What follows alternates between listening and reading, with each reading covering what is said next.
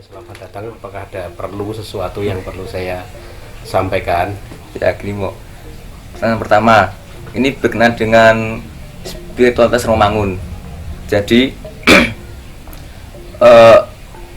spiritualitas Romangun itu apa yang dibangun oleh beliau dan masih diusahakan sampai sekarang? Ini khususnya dari Kuwera sendiri, gitu. Ya. Yang pertama. Jadi Kuwera ini gang ya, nama gang depan ini.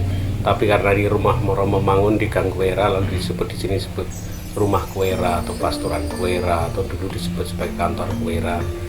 Romomangun sendiri tidak pernah merumuskan dirinya itu siapa, spiritualitasnya seperti apa, tetapi dari kiprah dan karya-karya dan seluruh hidupnya, kesaksian hidupnya tampak, dan juga dari tulisan-tulisannya bahwa yang paling inti spiritualitas Romangun itu spiritualitas bela rasa, kesatuan hati dengan sesama anak bangsa ini. Dia hadir sebagai imam tetapi juga sebagai warga negara Indonesia. Maka bela rasa itu bukan konsep. Spiritualitas bela rasa itu dia hidupi, terutama bela rasa kepada orang miskin. Kalau dalam tulisannya juga beliau merumuskan aku akan membayar hutang kepada rakyat. Kenapa menulis begitu? Karena waktu menjadi tentara rakyat Indonesia, Romomangun itu melihat bahwa yang berjuang luar biasa secara tersembunyi dan tidak pernah diekspos dalam perjuangan kemerdekaan adalah rakyat.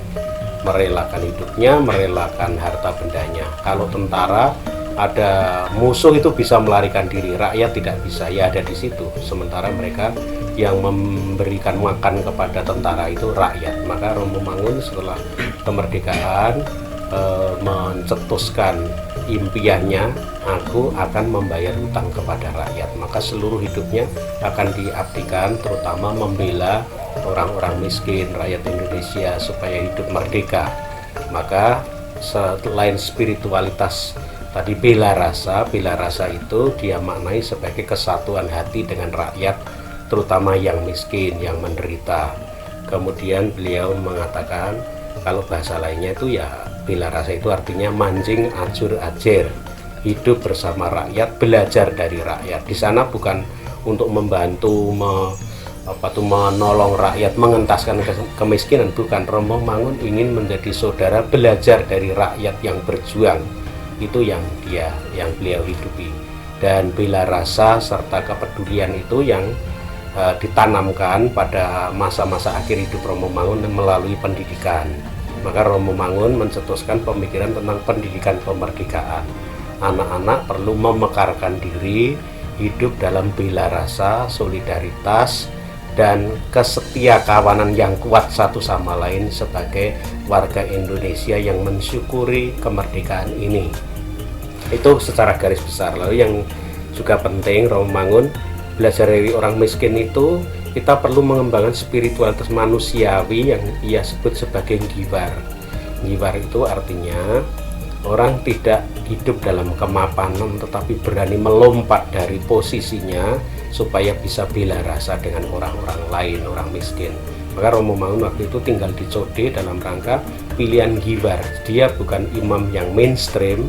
Imam itu ya hidupnya di pasturan yang mapan, tetapi berani meninggalkan kemapanan itu tentu saja atas seizin Bapak Uskup, lalu hidup dalam kesatuan hati dengan orang-orang miskin.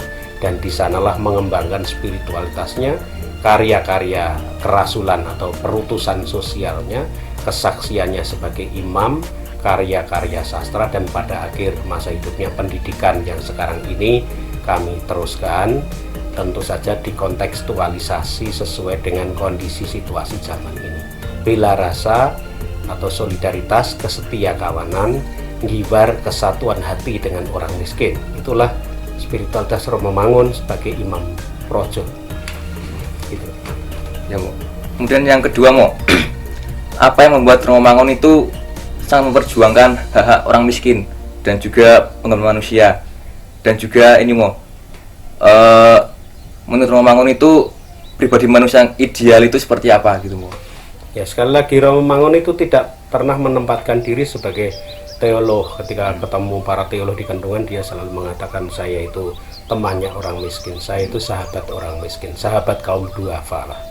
Lalu dia tidak merumuskan bahwa manusia ideal itu seperti apa. Tidak, dia hanya bercita-cita bersama orang miskin memekarkan diri menjadi orang yang merdeka. Seringkali orang miskin itu menjadi korban ketidakadilan, maka berjuang bersama orang miskin berarti memperjuangkan keadilan. Seringkali orang miskin itu terpinggirkan dan mengalami situasi atau mengalami kondisi tidak mendapatkan hak-haknya. Maka mulailah dari anak-anak itu diajak untuk mengembangkan diri, lalu mendapatkan pendidikan yang baik. Pendidikan yang baik menurut Romo Mangun bukan supaya berprestasi intelektual, tidak, supaya bersetia kawan, saling membantu, bersaudara, tahu hak-haknya, dan bisa memperjuangkan keadilan. Itu yang dipikirkan oleh Romo Mangun. Maka Romo Mangun ke sana, pilihannya kepada orang miskin. Satu, dia sebagai dulu mantan tentara tahu bahwa orang miskinlah yang sebenarnya berjasa pada kemerdekaan ini, dia harus membayar itu. Yang kedua, dia inspirasinya adalah Injil Lukas bab 4 ayat 16-20 itu. Roh Tuhan ada padaku, aku membebaskan, membuka mata orang buta, membebaskan orang-orang miskin, membawa kemerdekaan, ya, tahun rahmat Tuhan. Ya, maka sebagai imam dia datang sebagai orang yang memiliki harapan, yang memberi kesaksian bahwa Tuhan itu datang berbela rasa pada orang-orang miskin, orang-orang menderita. Dan disitulah Romo Mangun meletakkan pilihannya dan perjuangannya. Terima kasih, Romo. Kemudian ini mau kita akan membahas soal imam dan calon imam. Kan Romo Mangun mempunyai perhatian juga kepada imam dan calon imam. Nah, ini menurut Romo Mangun itu kepribadian imam dan calon imam seperti apa yang beliau harapkan. Dan ini mengingat juga bahwa beliau itu pernah berkomentar tentang bentuk formasi di Semeru Tinggi itu kurang ideal, terutama soal tempatnya itu karena masih kolonialisme gitu, Mo. Ya, yang dikritik Romo Mangun pada waktu itu adalah rumah pendidikan yang waktu itu terisolasi dari masyarakat. Seminari tahun 60-an 70-an itu seperti di tengah sawah, di tengah hutan ya. Belum ada lingkungan sekitar, tetangga belum ada. Lalu menyendiri, mengisolasi. Lalu bagi Romo Mangun menjadi imam, terutama imam diosesan, itu ya imam yang mendunia, yang hidup di tengah dunia, yang hidup bersama keprihatinan umat, yang mendengarkan jeritan hati umat, yang memiliki hati untuk umat. Maka imam, calon imam itu ya bukan berarti lalu hidupnya selalu di tengah umat. Romo Mangun melakukan itu setelah bertahun-tahun merefleksikan itu, tetapi memiliki kontak, memiliki hati untuk umat dan mendengarkan umat. Mendengarkan umat di zaman sekarang itu bisa melalui internet, melalui berita-berita di koran, membaca buku, melihat YouTube. Banyak derita umat dan imam diosesan mestinya berada di sana hatinya. Jadi bukan mengkonsumsi saja, tetapi itu belajar dari situasi umat itu tidak sekedar dibaca secara konsumtif dengan akal, tapi menyentuh hati karena imam diosesan adalah bagian dari umat. Itu yang pertama. Yang kedua, ya kalau mau mengubah hati tidak bisa lain ya memiliki keterpautan hati. Maka Romo Mangun mengkritik calon-calon imam itu yang menghayati, calon-calon imam projo ya, yang menghayati gaya hidup, tapi gaya hidup seperti biaranisasi. Jadi imam projo mestinya menyatu dengan umat, hatinya untuk umat, bukan mengisolasi, menjauhkan diri dari keprihatinan umat, hidup dalam biara yang mapan. Maka beliau mengatakan berani giwar itu melompat dari keadaan yang nyaman itu. Bukan berarti itu lalu seluruh pasuran harus dibongkar semua. Romo Mangun selama bertahun-tahun di pasturan, tapi pada titik tertentu dia tahu bahwa harus memilih, harus mengambil sikap, mengambil pilihan, karena ada begitu banyak orang yang menderita dan itu terabaikan. Saya kira di zaman sekarang juga demikian. Berani giwar itu artinya melaksanakan kesadaran tanggung jawab di tengah dunia ini ya. Ada banyak tanggung jawab, termasuk tanggung jawab pelayanan pada jemaat, parokial dan sebagainya. Tapi lalu juga bertanya, apakah hanya ini? Giwar itu berarti berani melompat, melampaui itu. Bukan itu diabaikan lalu memilih yang lain, tidak. Itu dilakukan dan berani lebih lagi. Kalau teman-teman Yesus itu mengatakan magis. Tapi kalau imam diosesan itu ya mancing ajur ajar, keterpautan hati, solider, bela rasa, dan bersetia kawan dengan umat. Itu yang Romo Mangun rindukan, kehadiran imam-imam diosesan. Ya, kemudian kami juga ingin mengenal tentang kue ramo, kan sebagai salah satu karya dari Romo Mangun sendiri kan. Nah, ini sebenarnya apa yang melatar belakangi berdirinya kue ramo? Ini ya, Romo Mangun itu tidak ingin bahwa membuat kader. Romo Mangun masing-masing imam itu harus menjadi unik, menjadi dirinya sendiri ya. Dia tidak ingin mengkader ada imam yang akan melanjutkan. Pada titik tertentu Romo Mangun pernah mengatakan ketika diwawancarai, Romo, nanti kalau karya-karyanya Romo Mangun ini sudah Romo Mangun wafat, apa yang dilakukan? Ya terserah yang hidup, mau dibubarkan ya terserah, mau diapakan terserah. Karena Romo Mangun tidak ingin membuat monumen. Romo Mangun itu menghayati panggilannya sebagai imam, melayani. Nah, setiap imam bisa mengambil pilihan. Tapi satu hal yang Romo Mangun pesankan, apapun karya itu imam, boleh itu baik, tetapi jangan meninggalkan orang miskin. Yang kedua, bela rasa kepada orang-orang yang menderita, itu sangat penting. Maka Kuwera ini dulu menjadi rumah tinggal sana keluarganya Romo Mangun. Di sini ini lalu tanah yang akhirnya dibeli Romo Mangun tambah belakang untuk mendidik para orang muda, mendidik dalam artian Romo Mangun itu berdialog ya. Pernah ada relawan dan bahkan orang-orang angkatan tahun 98 itu para pejuang reformasi yang akhirnya dikejar-kejar aparat dan sampai bersembunyi di sini. Budiman Sujatmiko di sini, Pius Lustri Lanang pernah di sini dan kawan-kawan pernah di sini waktu itu. Karena Romo Mangun sungguh-sungguh memiliki hati untuk orang yang berjuang bagi kemerdekaan, yang berjuang demi keadilan dan melawan ketidakadilan. Maka ini rumah orang muda disediakan bagi siapapun. Lalu rumah perjumpaan Gus Dur pernah menginap di sini, Panyaworo Tera pernah berada di sini, Ibu Gedong pernah di sini. Ini rumah untuk berdialog, untuk memikirkan bangsa. untuk membangun bela rasa, kesatuan hati supaya kita sungguh-sungguh sebagai anak-anak bangsa ini bisa terlibat. Kemudian asrama putri di belakang itu dibangun oleh Romo Mangun dulu untuk mengumpulkan teman-teman yang memiliki kepedulian mendampingi anak-anak jalanan, anak-anak di pinggir kali Code untuk pendampingan belajar. Kan butuh kerjasama dengan banyak orang. Lalu anak-anak mahasiswa dari kalangan kurang mampu itu tinggal di sini, ada yang membayar, ada yang tidak mampu membayar, supaya mereka juga berlatih untuk bela rasa dan menjadikan hidup mereka berbagi. Karena kadang orang miskin itu merasa hidupnya tidak mempunyai banyak potensi untuk berbagi, harga dirinya rendah. Romo Mangun lalu meletakkan di sana asrama perempuan itu, karena yang setia itu perempuan. Yang kedua yang dipikirkan oleh Romo Mangun membuat asrama perempuan itu bukan karena laki-laki terus membuat asrama perempuan. Romo Mangun pernah juga membuat panti asuhan perempuan karena apa? Perempuan itu ibu masa depan. Jadi kalau perempuan tercapik-capik hidupnya dan hatinya, manusia masa depan tercapik-capik hidupnya dan masa depannya.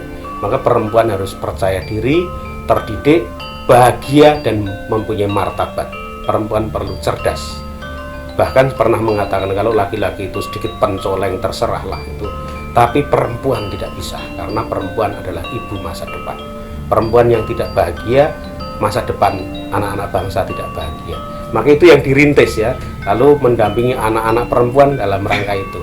Kedua, korban pelecehan, korban human trafficking yang paling berat, yang paling besar jumlahnya itu perempuan. Maka Romo Mangun memiliki hati itu karena memikirkan masa depan bangsa. Maka bidiananya ada pilihan, dan pilihannya mendampingi teman-teman perempuan. Selain di sini juga menjadi rumah perjumpaan bagi siapapun. Itu lalu rumah ini setelah Romo Mangun wafat pernah menjadi kantor yayasan, tapi yayasan waktu itu tersandung kasus hukum bertahun-tahun, lalu menjadi kantor untuk pelayanan sekolah Mangunan. Lalu mulai tahun 2012 Bapak Uskup mengembalikan rumah ini supaya dikelola dengan baik, mulai sedikit dipikirkan renovasi. Tahun 2017 kami merenovasi rumah ini. Juli 2017 Romo Edi untuk kerasulan pendidikan sebagai ketua komisi bertempat tinggal di sini dengan Romo Singgih mendampingi guru-guru Mangunan dan sekolah Mangunan. Lalu saya mulai tahun 2018 bulan Februari diutus menempati rumah ini supaya lebih fokus untuk mendampingi SMP Mangunan yang sedang didirikan pada tahun 2018 itu. 2017 dimulai persiapannya, 2018 memulai aktivitas akademiknya, lalu saya masuk di sini. Itu latar belakangnya. Lalu sekarang ini rumah ini menjadi rumah kebangsaan, siapapun boleh belajar di sini. Kami berada di sini ini untuk belajar, lebih banyak belajar. Romo Mangun mengajarkan kita, imam, umat, siapapun berjumpa untuk belajar sepanjang hayat. Kemudian ini kami juga ingin tahu sebenarnya kegiatan keseharian di Kuwer itu seperti apa gitu, kesehariannya kurang lebih seperti apa, seperti itu. Ya sekarang kini kan rumah kami tinggali berdua dengan Romo Edi ya. Pagi-pagi saya bangun 4:30, meditasi, membuat renungan yang dibagikan ke sekitar 450-an umat. Saya membuat itu. Romo Edi meditasi, setelah itu 5:30 kami misa, setelah misa kami masak, setelah masak sarapan bersama sambil ngomong-ngomong kegiatan yayasan apa yang perlu dikerjakan, soal pendampingan guru, mencoba menghayati semangat spiritual dari Romo Mangun, hati untuk umat. Itu yang kami bicarakan. Lalu dalam Ekaristi juga kami bawa ujub untuk pelayanan umat, untuk gereja, umat yang kena pandemi, itu menjadi kegiatan kami. Siang saya lalu ke kampus, pulang ke kampus. Sekarang ini ada pembangunan, sedang membangun kompleks sekolah Mangunan, TK, SD, SMP, karena sekolah yang lama itu di rumah penduduk dan kas desa, maka tidak bisa disewa lagi, harus membangun baru. Saya ke sana sambil kadang-kadang mengajar, menulis artikel di sana, sementara Romo Edi mendampingi para guru melanjutkan tugas-tugasnya sebagai ketua komisi pendidikan, pendampingan sekolah-sekolah. Kemudian pada sore hari, siang hari biasanya Romo Edi dari di sini, saya kadang-kadang di sekolah, kadang-kadang sudah membawa sangu paginya, sore hari kami pulang dan omong-omong rapat yayasan, urusan pendampingan sekolah dan sebagainya. Malam hari ya sudah istirahat masing-masing dengan segala kegiatannya, kecuali kalau masih ada kegiatan-kegiatan yang terkait dengan karya kerasulan yayasan. Itu kegiatan kami ya seperti pastoran-pastoran yang lain. Ya gitu aja Mo, yang kurang lebih bisa kami tanyakan. Dan kami juga terima kasih kepada Romo atas info yang boleh kami terima sebagai sumber pengetahuan untuk Romangun. Gitu, Mo. Terima kasih Romo.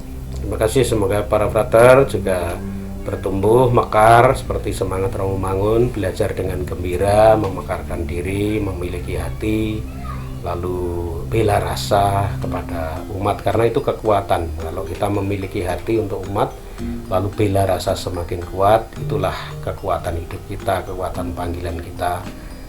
Inspirasinya Allah itu berbela rasa kepada kita, sudah mencurahkan segala kebaikan dan kasihnya kepada kita. Semoga para frater juga bahagia di sana dan semangat Romo Mangun belajar sepanjang hayat. Semakin kita kenal umat, bersentuhan dengan umat, disitulah kita mendapatkan sumber belajar, termotivasi untuk terus belajar dan berani melompat dari kemapanan.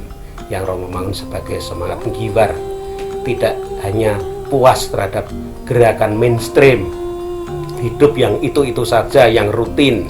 Romo Mangun tidak hidup dalam suasana itu, tapi berani menghayati hidup secara kreatif, mencari cara-cara baru, tidak pernah ada jalan buntu, karena percaya Tuhan itu selalu beri jalan. Itu saja, terima kasih. Terima kasih karena sudah datang ke sini.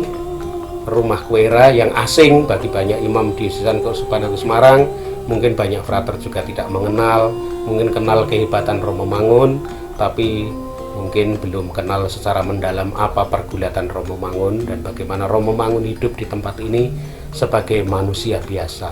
Menjadi imam diocesan bagi Romo Mangun artinya dadia menungso lumrah, lumrahi menungso. Nah, kami menghayati itu.